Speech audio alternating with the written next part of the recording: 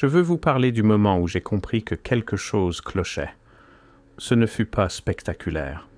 Aucun document décisif ne vint bouleverser tout ce que je croyais savoir. Tout a commencé par une photographie. Une photographie du 19e siècle représentant un bâtiment de Philadelphie, une tour élancée, accolée à ce qui semblait être un édifice municipal, d'une ornementation bien au-delà de toute nécessité fonctionnelle, s'élevant vers une pointe qui paraissait presque votive. J'avais déjà vu cette tour, j'en étais certain. Pourtant, je n'avais jamais mis les pieds à Philadelphie.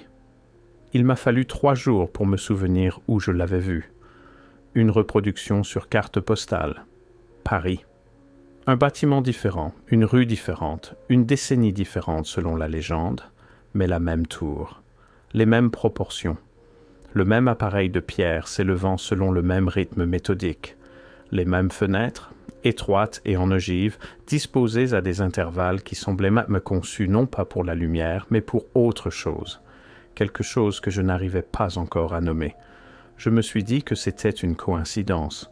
Les modes architecturales voyagent, les styles migrent.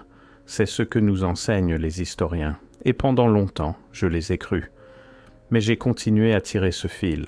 Plus je m'enfonçais dans l'architecture civique du 19e siècle, pas les grands monuments, pas les édifices que tout le monde photographie, mais les constructions secondaires, les ouvrages utilitaires, les tours adossées aux gares, aux châteaux d'eau et aux hôtels de ville, plus l'explication de la coïncidence commençait à se fissurer, puis à craquer, puis à s'effondrer complètement.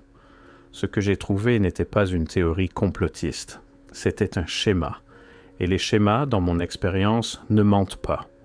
Parlons des tours elles-mêmes, car elles méritent toute votre attention avant d'aller plus loin. Dans le nord-est des États-Unis, entre environ 1840 et 1910, des centaines de tours furent construites, du moins c'est ce qu'on nous dit, dans le cadre de systèmes municipaux d'adduction d'eau. L'explication officielle est élégante et sensée. Il s'agissait de réservoirs surélevés ou de tours de pression suffisamment hauts pour maintenir la pression hydraulique dans tout le réseau de distribution d'une ville. Physique, ingénierie, pragmatisme, propre, moderne, rationnel, le genre d'explication qui ferme une porte très solidement. Sauf que cette explication s'écroule presque aussitôt qu'on examine les bâtiments eux-mêmes. Un réservoir de pression fonctionnel est, par définition, un grand tuyau vertical. On l'entoure peut-être de briques pour le protéger, on ajoute une porte d'accès pour l'entretien, et c'est tout. Ce qu'on ne fait pas, ce qu'aucun ingénieur ne spécifierait jamais, parce que cela ne sert strictement à rien sur le plan hydraulique, c'est couronner la structure d'une coupole habillée de cuivre. On n'ajoute pas de cartouches en pierre ornementées à chaque niveau. On n'installe pas d'étroites fenêtres en lancettes à des intervalles verticaux précis. On n'oriente pas la façade principale de la tour vers un point cardinal spécifique, le même d'une ville à l'autre. Et pourtant, c'est exactement ce qui a été fait, de façon constante, uniforme.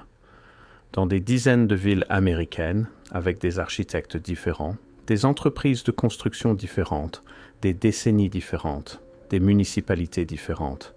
Et voici le plus étrange, la documentation relative à la plupart d'entre elles est quasi inexistante, pas lacunaire, inexistante. Pour des ouvrages aussi élaborés, aussi coûteux, aussi importants en apparence pour les infrastructures municipales, on s'attendrait à trouver des dossiers de construction détaillés, des plans architecturaux, des autorisations budgétaires, une correspondance avec les entrepreneurs. Le genre de traces administratives que la bureaucratie victorienne générait pour l'installation d'un simple banc de parc. Et si ces archives n'existaient pas parce qu'il n'y avait pas eu de construction? Et si certaines de ces tours n'avaient pas été bâties par les villes qui en revendiquaient la paternité, mais se trouvaient déjà là à leur arrivée, héritées, intégrées, discrètement pourvues d'une nouvelle vocation officielle pour éviter une conversation bien plus difficile? Le silence était assourdissant. Si ce phénomène avait été purement américain, j'aurais peut-être accepté ce silence. Les archives municipales américaines de cette période sont notoirement hétérogènes. Mais ce n'est pas un phénomène américain. Regardez l'Europe centrale, Prague, Budapest, Cracovie, Varsovie, des villes qui conservent des archives historiques d'une richesse extraordinaire, des villes où la culture bureaucratique de la conservation des documents remonte à des siècles, et l'on y retrouve les mêmes tours, mêmes proportions, même vocabulaire ornemental, mêmes fenêtres étroites aux mêmes intervalles, mêmes éléments métalliques cuivrés ou verdigrisés au sommet, et dans bien des cas, la même absence délibérée de documentation fondatrice. À Bucarest, il existe une tour accolée à ce que les plans de la ville du début du XXe siècle désignaient comme une ancienne annexe administrative. Ancienne. Annexe. Administrative. Trois mots qui peuvent tout dire et qui, dans le jargon bureaucratique municipal, signifient souvent que quelqu'un, à un moment donné, a jugé que la description originale demandait à être édulcorée. Le même schéma se répète avec une précision dérangeante dans l'intérieur de la Russie. Kazan, Nijni Novgorod, Samara.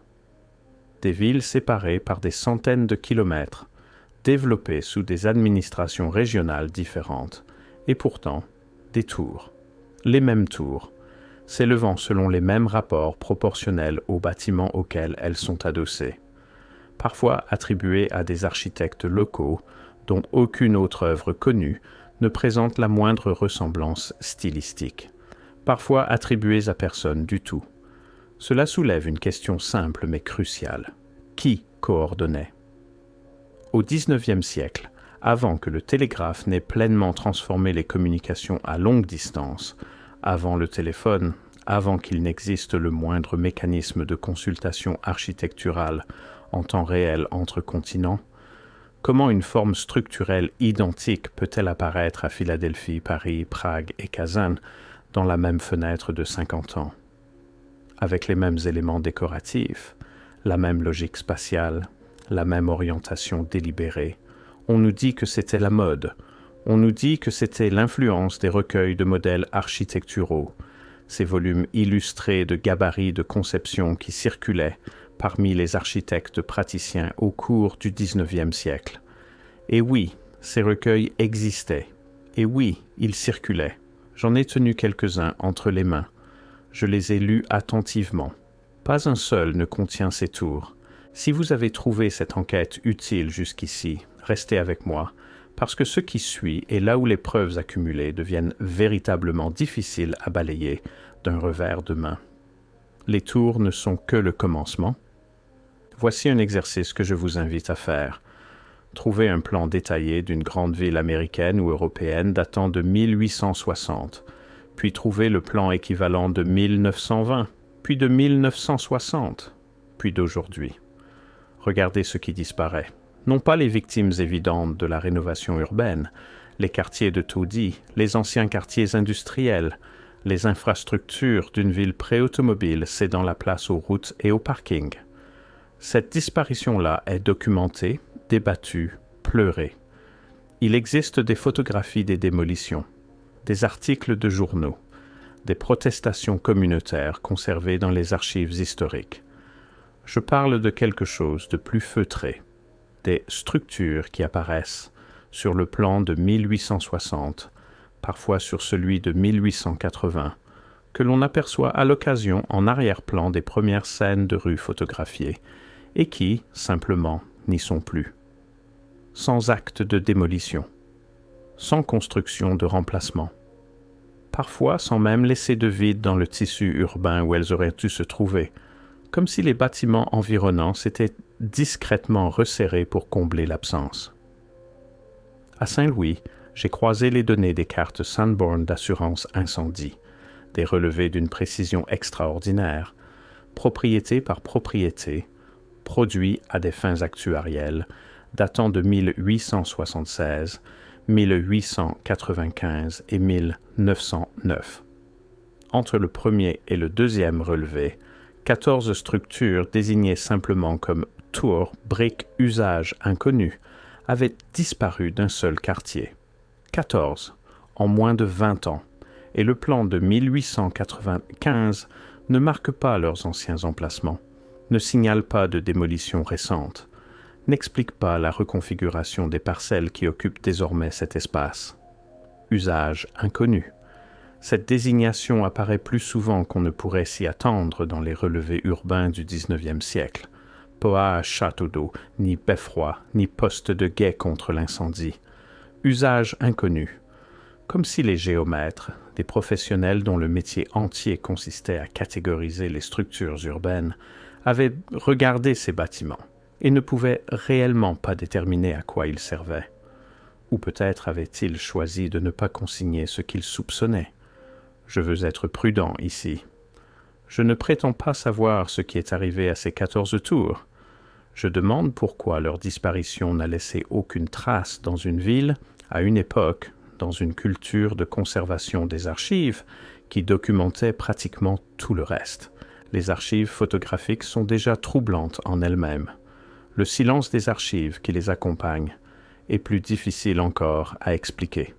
À partir des années 1840 et jusqu'à la fin du XIXe siècle, des photographes à travers l'Amérique et l'Europe ont documenté leur ville avec une minutie obsessionnelle et cumulative.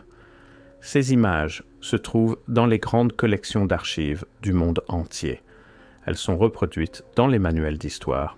Elles sont considérées comme des documents visuels primaires des environnements urbains qu'elles ont saisis.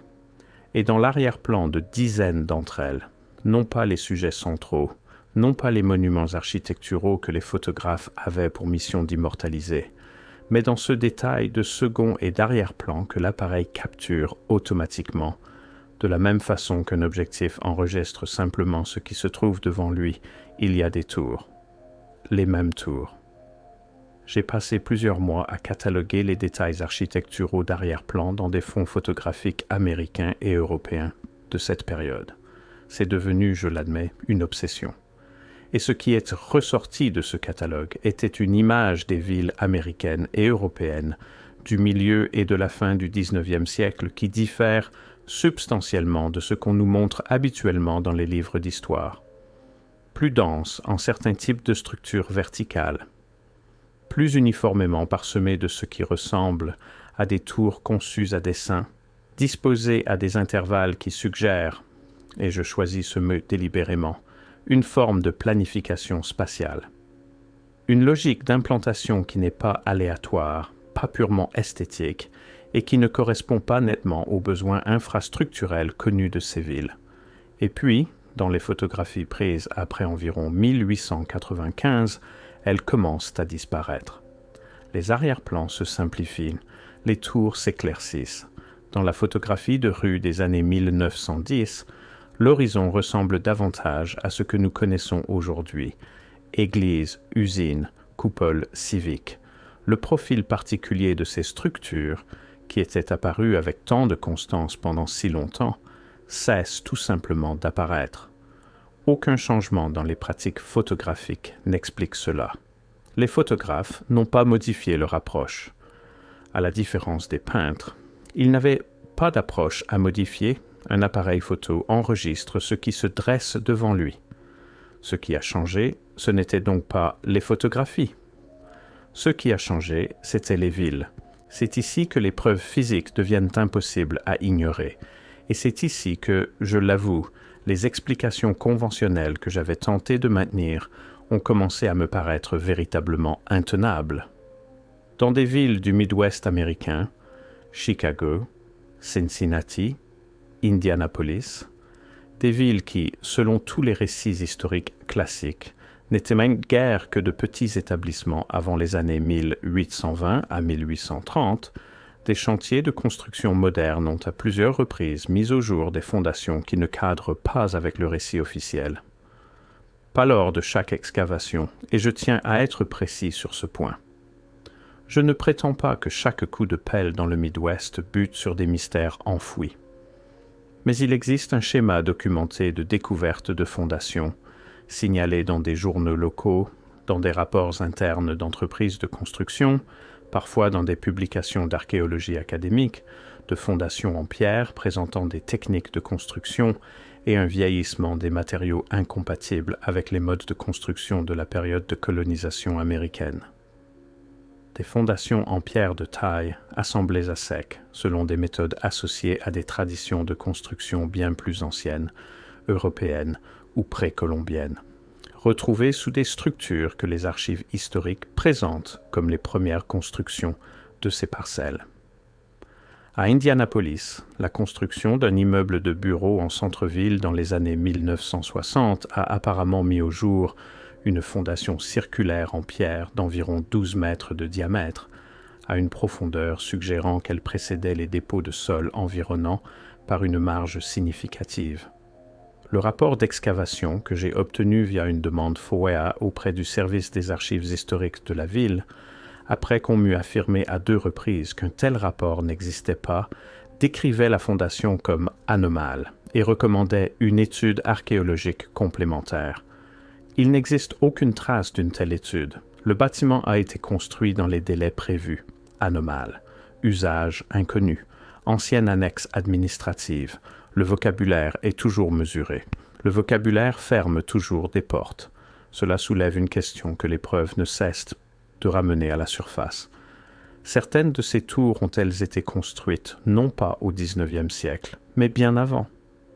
Certaines étaient-elles déjà là, déjà debout quand les villes que nous connaissons ont poussé autour d'elles, intégrées à de nouveaux bâtiments, ravaudés dans le style architectural du moment, documentés juste assez pour sembler expliquer? Je ne sais pas.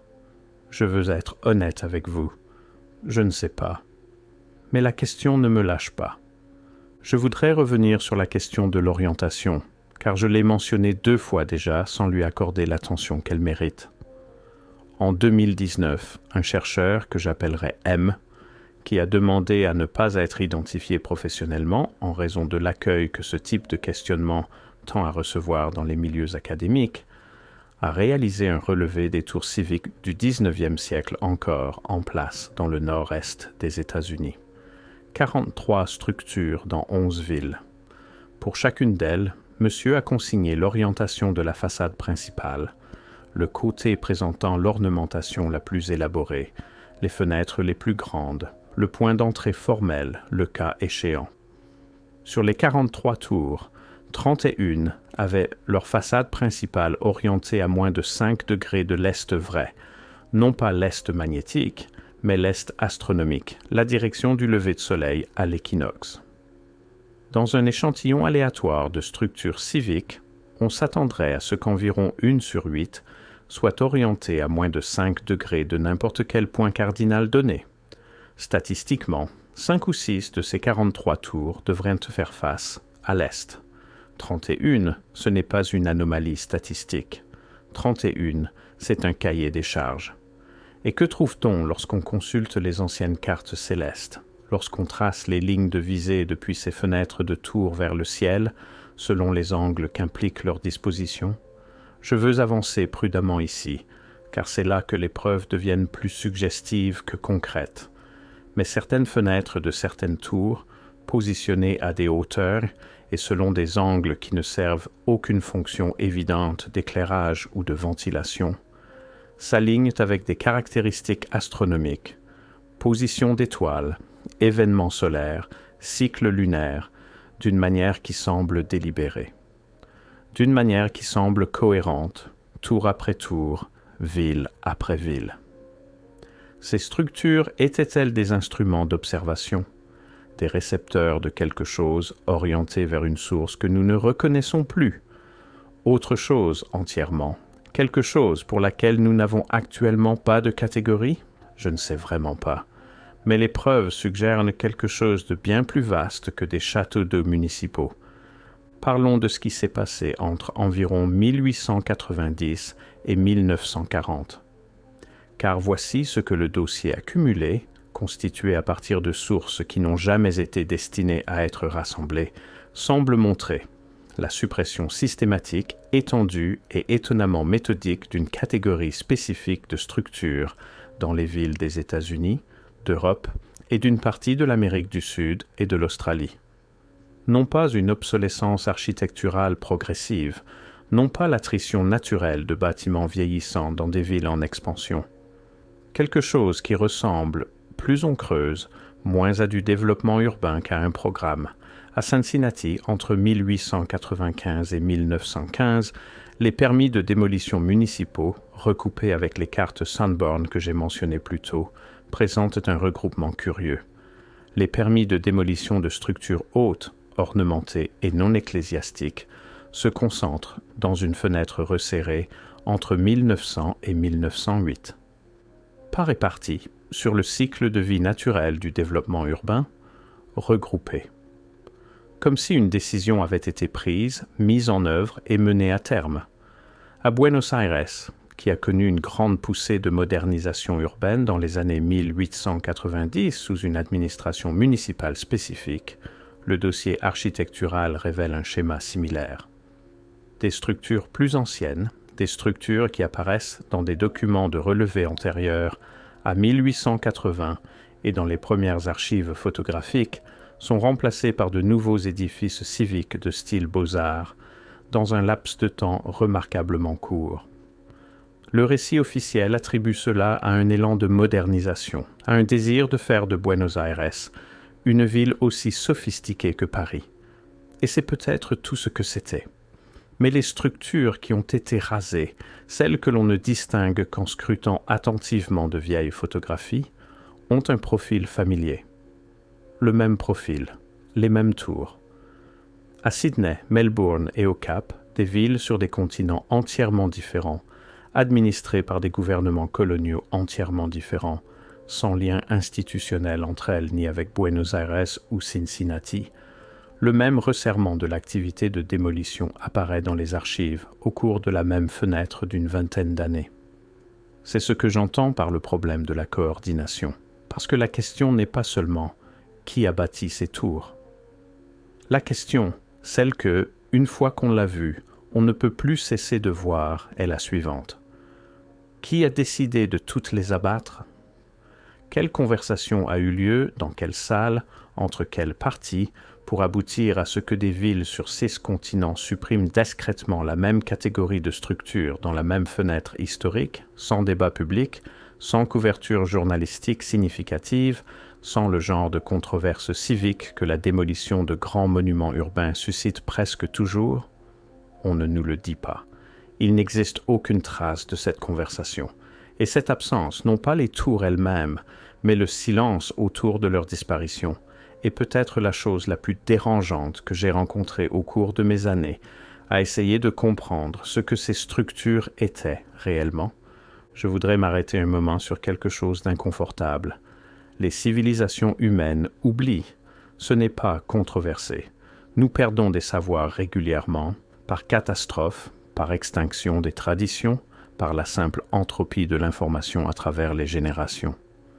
La bibliothèque d'Alexandrie, les secrets du béton romain, les techniques de navigation qui permettaient aux Polynésiens de traverser le Pacifique. Nous perdons des choses, nous en avons toujours perdu. Mais l'oubli que je décris ici a une nature différente. Ce n'est pas l'érosion progressive d'une tradition non consignée, il ressemble à l'effacement délibéré d'une tradition qui, elle, l'était. Cette distinction est d'une importance capitale. L'oubli progressif laisse des traces, des archives partielles, des mémoires incomplètes, des praticiens survivants d'art en déclin. L'effacement délibéré laisse des absences. Il laisse cette qualité particulière de silence que je n'ai cessé de rencontrer dans archive après archive, ville après ville, continent après continent. Que savait-on de ces tours? À quoi avaient-elles été construites? Ou qu'étaient-elles destinées à recevoir, ou à émettre, ou à mesurer, ou à canaliser? Quelle compréhension leur bâtisseur portait-il qui ait informé non seulement la construction de structures individuelles, mais ce qui semble être un réseau mondialement coordonné? Je ne peux pas répondre à cela. Les preuves que j'ai rassemblées pointent vers une question, non vers une conclusion. Il y avait peut-être ici une technologie, ou une pratique, ou une façon d'entrer en rapport avec le monde physique que nous avons tout simplement perdu, dont l'accès nous a été retiré, peut-être délibérément, peut-être nécessairement, peut-être pour des raisons que nous ne pouvons plus retrouver ni évaluer. Et c'est peut-être là la possibilité la plus hantée de toutes, non pas que les tours aient été sinistres, non pas qu'elles aient servi à quelque sombre dessein maintenant miséricordieusement enfoui, mais qu'elles aient servi à quelque chose de réel, qu'elles aient fait partie d'un système fonctionnel d'une certaine sorte, un système suffisamment sophistiqué pour avoir été mis en œuvre à l'échelle mondiale, suffisamment cohérent pour avoir maintenu sa logique de conception à travers les siècles et les continents, et suffisamment important pour que son élimination ait été jugée digne de l'effort coordonné qu'elle a nécessité. Nous avons peut-être perdu quelque chose de réel, d'utile, et peut-être d'irremplaçable. Et nous sommes, pour la plupart d'entre nous, parfaitement inconscients qu'il y ait jamais eu quoi que ce soit à perdre. Je reviens sans cesse à ces 2 tours de Philadelphie et de Paris, la photographie qui a tout déclenché. Je sais aujourd'hui bien plus de choses qu'au moment où je les ai remarquées pour la première fois. Je sais jusqu'où s'étend ce schéma. Je sais avec quelle constance la documentation fait défaut. Je sais à quel point les données d'orientation se répètent avec précision. Je sais combien la fenêtre de démolition était resserrée et combien elle était géographiquement vaste. Je sais tout cela et je ne suis pas plus proche d'une réponse qu'au début. C'est peut-être approprié. Face à des preuves de cette ampleur et de cette qualité, la position honnête est peut-être de résister à la tentation de la résolution, de vivre avec l'anomalie plutôt que de la recouvrir d'une explication confortable qui ne colle pas tout à fait. Qu'étaient les tours ? Qui les a construites, dans toutes ces villes, sur tous ces continents, selon la même forme et les mêmes proportions, avec les mêmes orientations délibérées et la même beauté étrange et superflue? À quoi servait-elle? Que savait-elle? Vers quoi pointait-elle quand elle pointait vers le lever de soleil de l'équinoxe? Qu'écoutait-elle par ces fenêtres étroites orientées selon des angles qu'aucune source lumineuse naturelle ne requérait? Je ne sais pas. Je ne vais pas prétendre que je sais, mais je vais continuer à chercher. Parce qu'une fois qu'on a vu cela, une fois qu'on a tenu entre ses mains les cartes Sanborn et les actes de démolition et les alignements astronomiques et les archives muettes, tout à la fois, on ne peut plus les reposer. Le schéma est là. L'absence est réelle. Le silence était assourdissant, et il l'est encore. Et quelque part, dans les fondations des villes que nous croyons connaître sur le bout des doigts, les pierres sont encore là, toujours orientées, toujours en attente.